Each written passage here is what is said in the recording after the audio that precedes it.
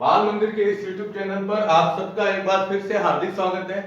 आज हम जो टॉपिक शुरू करने जा रहे हैं वो इस पार्ट का जो सेकंड पार्ट है उसका इंपॉर्टेंट टॉपिक है, वो है मैन लिफ्ट की आवर्त सारणी। देखो, लास्ट क्लास के अंदर हमने जो टॉपिक पढ़ा था वो था वर्गीकरण के नियम। जो दो नियम दिए गए थे, डॉबेराइनर का त्रिक नियम और दूसरा था न्यूलैंड का अष्टक नियम। ठीक है, आज हम जो लेने जा रहे हैं वो है मेंडलीफ की आवर्त सारणी। मेंडलीफ ने जो उस समय तक ज्ञात तत्व थे उन तत्वों को वर्गीकृत करके एक सारणीबद्ध करने का प्रयास किया था, और उनकी आवर्त सारणी जो थी, इस आवर्त सारणी का हम ये बता सकते हैं कि जो आवर्त सारणी है, इस आवर्त सारणी का मुख्य आधार जो था, मुख्य आधार है ना, वो था परमाणु भार। क्या था? परमाणु भार। यानी मेंडलीफ की, आप मेंडलीफ भी बोल सकते हो, मेंडलीव भी बोल सकते हो, दोनों नाम सही है इसके अंदर। ये ना, इसको अपन मेंडलीफ, इनका नाम मेंडलीव भी लिखा जा सकता है, मेंडलीव भी कहते हैं और मेंडलीफ भी कहते हैं। ठीक है ना। तो इसकी आवर्त सारणी का सबसे मुख्य आधार जो था वो परमाणु भार थे। यानी इन्होंने तत्वों को परमाणु भार के बढ़ते हुए क्रम में व्यवस्थित किया।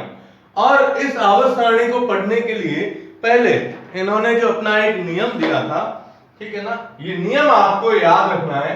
ये नियम कहलाता है आवर्ती फलन नियम। क्या नाम है? आवर्ती फलन नियम। ठीक है, अब ये नियम क्या था, तो पहले अपन इस नियम को भी लिख देते हैं। ठीक है ना, तो आप भी साथ साथ लिखते जाइएगा।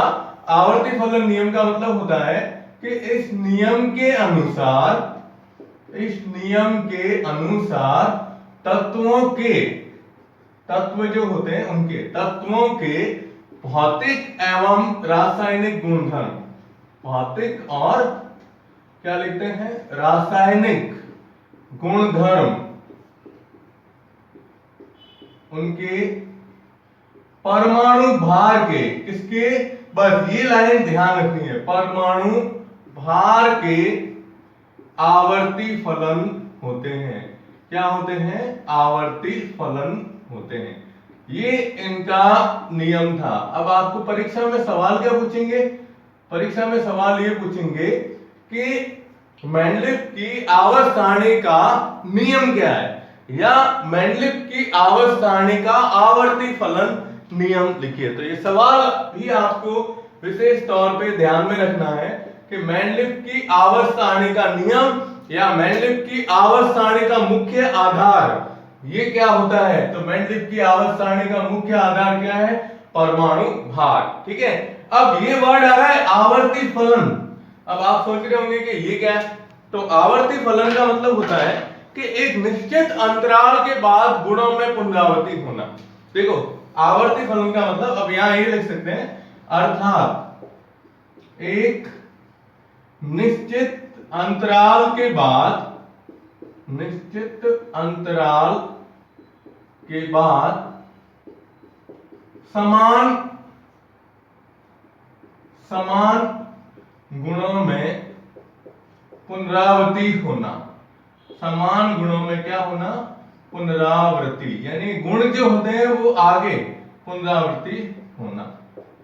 ठीक है ना, बस ये चीज होती है कि आवर्ती फलन का मतलब ये हुआ कि एक निश्चित अंतराल के बाद, जैसे आप पढ़ते हो ना, अपन मैथ्स में जानते हैं सम संख्या विषम संख्या, तो सम संख्या और विषम संख्या भी देखो आप एक अंतराल के बाद वापस आती है। जैसे अपन संख्या लिखते हैं 1 2 3 4 5 6 7 8। अब जैसे अपन ने संख्या लिखी तो देखो 1 3 5 7 है ना। अब ये सारी क्या है? विषम संख्याएं। और 2 4 6 8 ये सभी क्या है? सम संख्याएं है ना। तो आप देख रहे हो कि दो विषम संख्याओं के बीच में एक सम संख्या आ रही है, फिर इधर देखो आगे 3 और 5 के बीच में फिर एक सम संख्या आई, फिर 5 और 7 के बीच में भी एक सम संख्या आई। यानी एक अंतराल आ रहा है कि एक अंतराल के बाद वापस वही संख्या रिपीट हो रही है। ये 2 है तो अगर आप सम संख्या लेते हो तो 2 और 4 के बीच में एक संख्या आ रही है, फिर 4 और 6 के बीच में एक आ रही है। ऐसे इस तरह से इनके गुणों में क्या होती है? पुनरावृत्ति होती है। तो ये आपको नियम इसका ध्यान में रखना है कि आवर्ती फलन नियम का मतलब ये होता है कि एक निश्चित अंतराल के बाद गुणों में, समान गुणों में पुनरावृत्ति होती है। यही इस आवर्त सारणी का सबसे मुख्य नियम कहलाता है। तो आप पहले इसका स्क्रीनशॉट ले लो, फिर हम लेते हैं आवर्त सारणी जो है, आवर्त सारणी का प्रारूप, जल्दी लीजिएगा। ओके, अब हम लेते हैं मेंडलीव की आवर्त सारणी का प्रारूप क्या था, मतलब आवर्त सारणी कैसी थी, किस तरह से दिखती है, उस प्रकार से बताया गया है इसके अंदर, ठीक है ना। चलिए देखिए, मेंडलीव की आवर्त सारणी का प्रारूप, आवर्त सारणी का प्रारूप, ठीक है। अब प्रारूप का मतलब ये है कि किस तरह से दिखाई देती है। तो इसमें क्या था, सबसे पहला पॉइंट हम ये लिखेंगे कि यह परमाणु भार पर आधारित है, परमाणु भार के बढ़ते क्रम पर आधारित है। यह आवर्त सारणी जो थी ये किसके ऊपर आधारित थी, परमाणु भार के बढ़ते क्रम पर आधारित थी, ठीक है।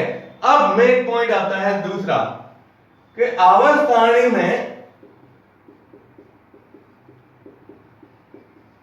क्षैतिज पंक्तियां, कैसी क्षैतिज पंक्तियां या क्षैतिज खाने, ब्लॉक जो होते हैं वो, ठीक है, जिसे आवर्त नाम दिया गया। क्षैतिज खाने, ये खानों को या पंक्तियों को क्या कहते हैं, आवर्त कहते हैं। और एक होते हैं इसके अंदर स्तंभ, स्तंभ पंक्तियां, क्या नाम देते हैं, स्तंभ। स्तंभ के रूप में कह सकते हो, या ऊर्ध्वाधर खाने, ऊर्ध्वाधर खाने, जिसको नाम दिया गया था वर्ग। यानी जब आप आवर्त सारणी देखोगे ना, तो आवर्त सारणी के अंदर यूं रहता है, देखो ये एक तो यूं रहता है ब्लॉक, ये, ठीक है ना, और एक स्थिति रहती है यूं, जैसे सामने है ना, तो ये यूं, ये इस तरह से रहती है, ठीक है। अब ये जो ऊर्ध्वाधर है, ये स्तंभ, ठीक है ना, इसको तो अपन कहते हैं वर्ग, क्या नाम देते हैं, वर्ग। और ये जो चलता है यूं क्षैतिज, इसको नाम दिया गया है आवर्त, क्या नाम देते हैं, आवर्त के रूप में इसे लिखा जाता है। तो इनकी जो आवर्त सारणी थी, इसके अंदर इन्होंने बताया वर्ग और आवर्त, ठीक है। अब हमें इसमें मुख्य रूप से क्या ध्यान रखना है कि आवर्त जो थे वो 7 थे, आवर्त की संख्या कितनी थी, 7, यानी यूं 7 आवर्त थे, 1 2 3 4 5 6 7, ठीक है। और वर्ग जो थे, यानी ये ब्लॉक, ठीक है ना, इन वर्गों की संख्या इसके अंदर 9 बताई गई है, ठीक है ना। वर्ग की संख्या कितनी है इसके अंदर, 9। कितने वर्ग थे, 9, जिसमें 1 से 8 तक डिवाइड थे 2 भागों में, ठीक है ना। यूं बता सकते हो कि 1 से 8 तक 2 भागों में विभाजित, 2 भागों में विभाजित थे, और एक वर्ग शून्य वर्ग कहलाता है, शून्य वर्ग था। कौन सा, एक वर्ग था शून्य वर्ग, यानी टोटल वर्ग की संख्या कितनी थी इसके अंदर, 9 थी, जिसमें 1 से 8 तक डिवाइड थे ए और बी में। अब ए और बी में अगर आप डिवाइड करते हो तो 8 2 16 हो गए, और एक इसके अंदर मतलब क्या हो जाता है, 17 वर्ग के हिसाब से बताया गया था, ठीक है ना। तो ये तो उस समय एक अपन कह सकते हैं, जैसे कोई भवन निर्माण होता है तो उसके अंदर आप देखते हो ना, सबसे पहले क्या होता है, यूं पिलर स्तंभ खड़े करते हैं, फिर बीम भरते हैं, उसके बाद उसके ऊपर घर का निर्माण होता है। उसी तरीके से आवर्त सारणी जो बनाई गई थी, तो आवर्त सारणी में एक तो था स्तंभ और एक थे आवर्त, ये इस प्रकार से बनाई गई थी। और बनाने के लिए इन्होंने जो साथ दिया था, वो जो क्रम दिया था, वो किसका था, परमाणु भार, तत्वों को परमाणु भार के बढ़ते हुए क्रम में व्यवस्थित किया, ठीक है। 2 पॉइंट तो ये हो गए। तीसरा पॉइंट ये था कि जो आवर्त थे, वो आवर्त कितने हैं, 7 आवर्त हैं, ठीक है ना। तो प्रथम आवर्त फिर द्वितीय आवर्त, द्वितीय और तृतीय आवर्त, ठीक है। फिर हम लेते हैं चतुर्थ और पंचम, चतुर्थ और पंचम आवर्त, ठीक है। देखो आप क्या था कि जो आवर्त थे इसमें पहला आवर्त जो था इसमें तत्वों की जो संख्या बताई गई है, पहले आवर्त के अंदर कितने तत्व थे? 2 तत्व थे। कितने तत्व लिए? 2। और इसको अति लघुत्रा या अति लघु आवर्त के नाम से जाना जाता है। किस नाम से? अति लघु आवर्त, ठीक है। फिर दूसरा और तीसरा जो था इसमें 8 तत्व थे। कितने? 8 तत्व, जिसको लघु आवर्त बताया गया है। क्या बताया गया? लघु आवर्त के नाम से जाना जाता है। फिर चौथा और पांचवा आवर्त था, इसके अंदर 18 तत्व थे। कितने? 18 तत्व, जिसको नाम दिया गया दीर्घ आवर्त। कौन सा? दीर्घ आवर्त, ठीक है। तो देखो पहला आवर्त, पहले आवर्त में कितने तत्व? 2। फिर दूसरे और तीसरे में कितने आए? 8 तत्व। फिर चौथे और पांचवे में कितने आए? 18 तत्व। ये नाम आपको ध्यान रखना है। सीधा सवाल पूछेंगे कि अति लघु आवर्त में तत्वों की संख्या कितनी होती है, तो आपको बताने हैं कितनी होती है? 2 होती है, ठीक है। अब देखो हमने बताया 7 आवर्त, तो 5 तक तो ये हो गए।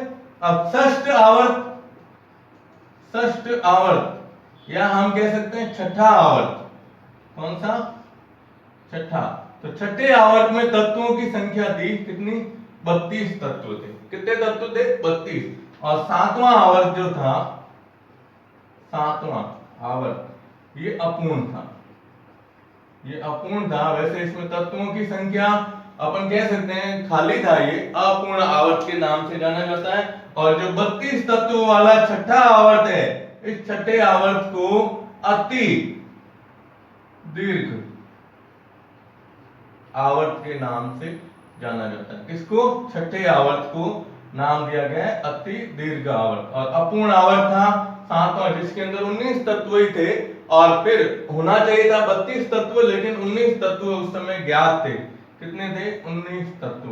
बाकी स्थान छोड़ दिया गया था आवर्त सारणी के अंदर। और स्थान छोड़ने का मुख्य रीजन जो था, वो मुख्य रीजन यही था कि भाई आप अगर मान लो भविष्य में कोई नए तत्वों की खोज होती है, तो नए तत्वों को उनके गुणों के आधार पर इन आवर्त के अंदर या जहां भी खाली जगह होती है वहां पर उनको स्थान दिया जाए, ठीक है। तो देखो आप, हमने अभी मेंडलिव की आवर्त सारणी के प्रारूप में मुख्य 3 पॉइंट पढ़े। पहला, परमाणु भार के आधार पर।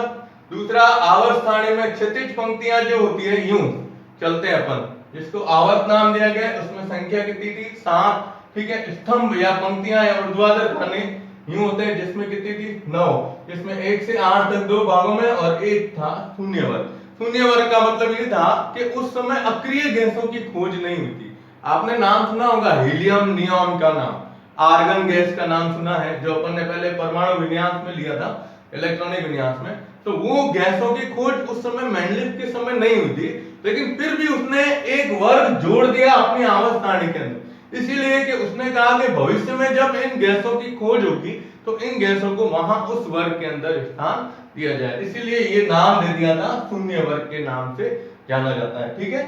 फिर आवर्त थे 7, तो 7 में आपको ये बताना है प्रथम आवर्त, द्वितीय आवर्त, तृतीय आवर्त क्या होते हैं इसके बारे में, ठीक है। अब ये तो थे 3 पॉइंट इसके।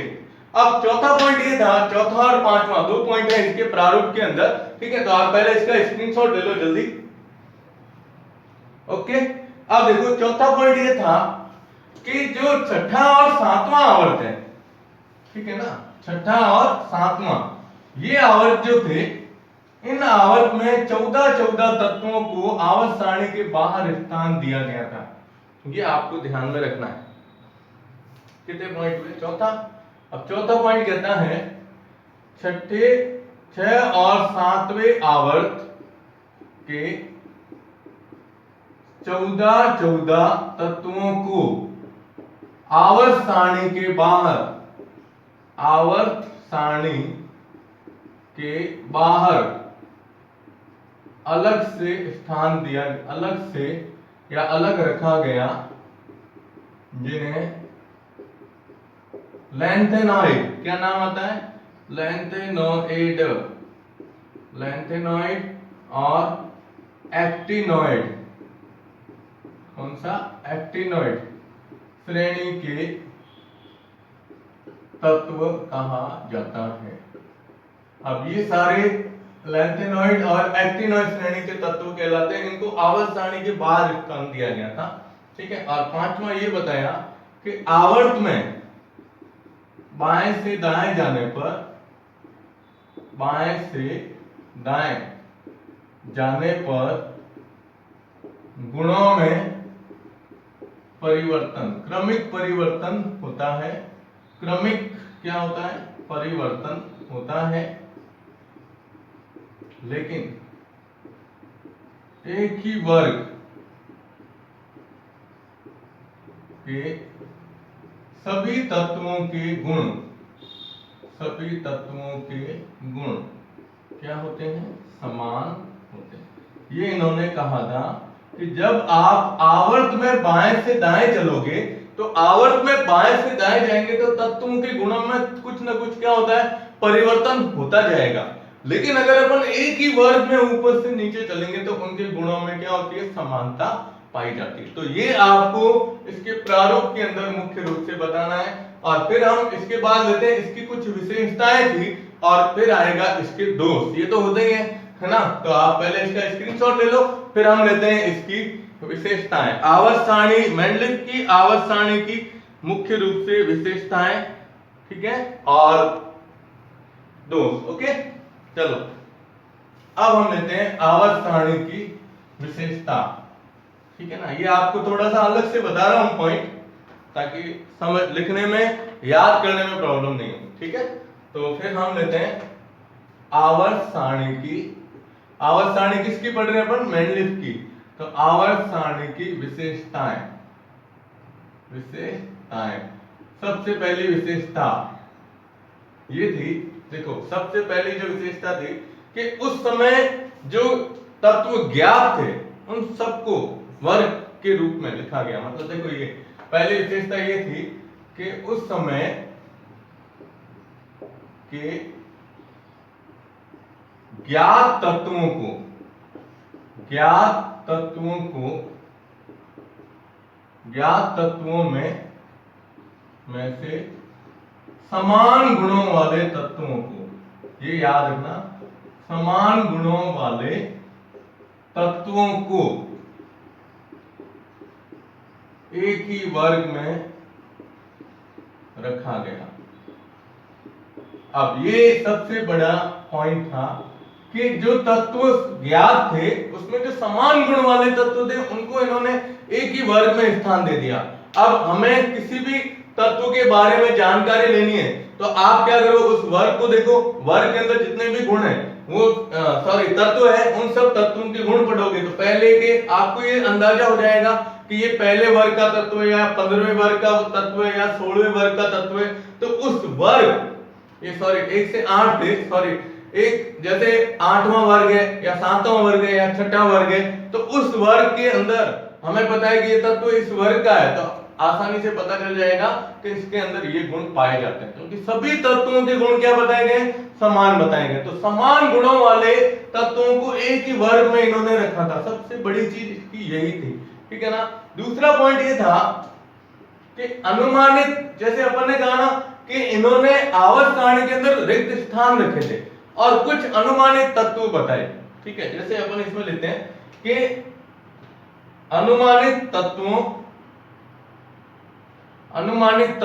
पहले इन्होंने बताए थे कि भाई ये अनुमानित तत्व है, जैसे एका बोरॉन, एका बोरॉन,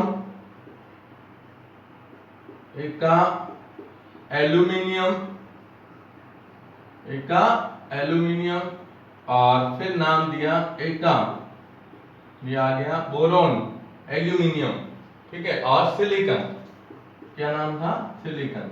अब ये क्या थे, अनुमानित तत्व थे, और उन्होंने कहा कि ये तत्व जो जैसे अनुमान लगाया कि ये तत्व है, फिर उनके गुण देखे, और गुण देखने के बाद आज जो हम नए तत्व पढ़ते हैं तो इन तत्वों को आज के समय में जो नाम दिया गया है, यानी अनुमानित तत्वों को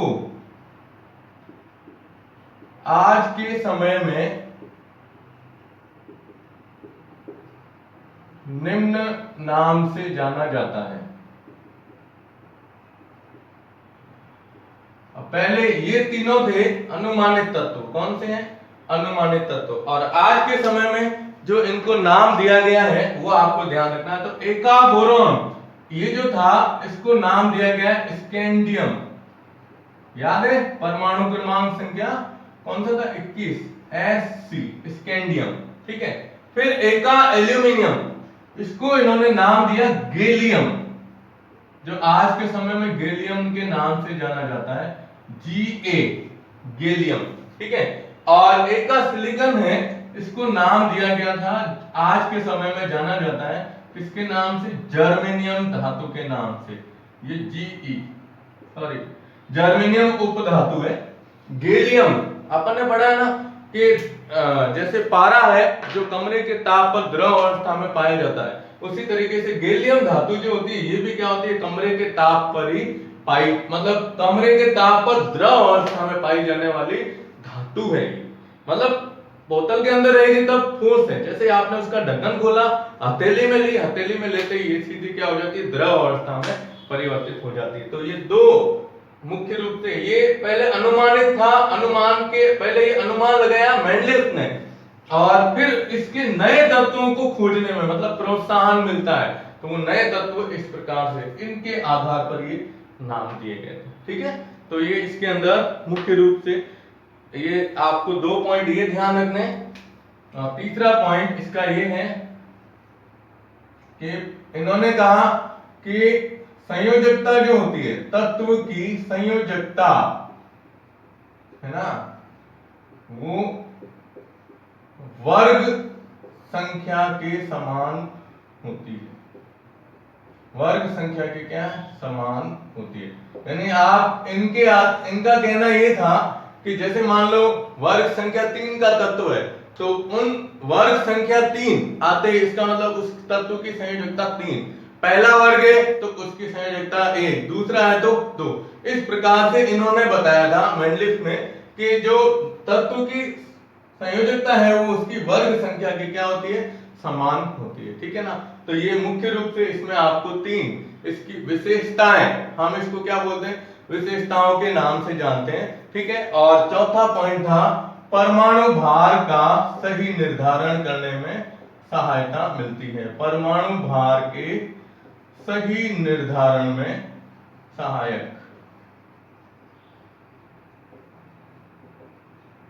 क्या होती है? ये आवर्त सारणी जो थी वो परमाणु भार के सही निर्धारण के अंदर क्या होती है? सहायक होती है। तो ये आवर्त सारणी की विशेषता है किसकी? मेंडलिफ की। और अब हम लेंगे मेंडलिफ की आवर्त सारणी की कमियां। ठीक है। तो आप इसका स्क्रीनशॉट ले लो। ओके। और अब हम लेते हैं इसकी कमियां। तो कमियों में सबसे मुख्य रूप से 2 कमियां तो आपको ध्यान में ही रखनी है। ठीक है ना। पहली कमी ये थी कि हाइड्रोजन परमाणु की जो स्थिति है, किसकी? हाइड्रोजन परमाणु की स्थिति, वह क्या थी? मेंडलिफ आवर्त सारणी की कमियां। आवर्त सारणी की कमियां भी बता सकते हो या दोष भी कह सकते हैं। मेंडलिफ आवर्त सारणी के दोष, सबसे पहला हाइड्रोजन परमाणु की अनिश्चित स्थिति। हम ये कहते हैं कि इन्होंने कहा कि हाइड्रोजन परमाणु जो था वो पहले वर्ग के अंदर थे, पहले वर्ग का पहला तत्व, क्योंकि हाइड्रोजन का परमाणु क्रमांक कितना है? 1 है। ठीक है ना। तो हाइड्रोजन परमाणु की स्थिति सही नहीं थी, उसको पहले वर्ग में भी रख सकते थे। पहला वर्ग कहलाता है क्षार धातु तत्व। ठीक है। तो क्योंकि इसके गुण क्षार धातुओं के समान थे, फिर इनको रखा आगे हैलोजन वर्ग के अंदर, क्योंकि हैलोजन से भी इसकी समानता रखी। तो हाइड्रोजन परमाणु की स्थिति इसमें निश्चित नहीं थी। पहला पॉइंट, ठीक है। दूसरा ये था कि जो लैंथेनॉइड और एक्टिनॉइड श्रेणी के, हमने लिया था ना, लैंथेनॉइड और एक्टिनॉइड श्रेणी के तत्वों को अलग से स्थान दिया गया आवर्त सारणी के बाहर, यूं लिखना है, आवर्त सारणी के बाहर अलग से स्थान दिया गया या अलग रखा गया। तो अलग रखने का कारण पूछा गया कि भाई आप कह रहे हो कि ये दोनों श्रेणी के तत्वों को हम आवर्त सारणी के बाहर अलग से स्थान देते हैं, इसका रीजन क्या है? तो वो ये नहीं बता पाए थे, ठीक है ना। तो ये भी एक है। और तीसरा, इस सारणी में समस्थानिक को स्थान नहीं दिया गया, समस्थानिक को स्थान नहीं दिया गया। समस्थानिक जो थे उनको स्थान नहीं दिया गया था कि भाई हाइड्रोजन के जैसे 3 समस्थानिक होते हैं, कार्बन के होते हैं, नाइट्रोजन के अलग अलग समस्थानिक होते हैं, तो समस्थानिकों के बारे में इन्होंने कोई जानकारी इसमें नहीं दी थी। और चौथा ये था कि कुछ स्थानों पर परमाणु भार का क्रम तोड़ा गया, परमाणु भार का क्रम तोड़ा गया। और एक और बता सकते हो आप कि समान गुणों वाले तत्वों को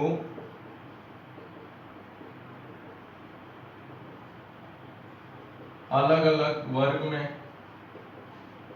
और असमान गुणों वाले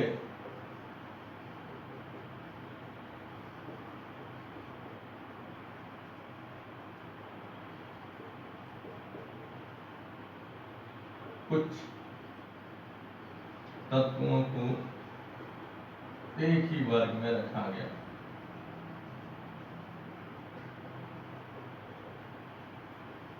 अब ये आपको सारे पॉइंट इसमें ध्यान में रखने हैं। ये आवर्त सारणी की इसकी कमियां हैं। पहली कमी सुनो, हाइड्रोजन परमाणु की स्थिति। दूसरा, लैंथेनॉइड एक्टिनॉइड श्रेणी, जो अपन F ब्लॉक पढ़ते हैं ना, F कक्षक, उसके तत्व हैं।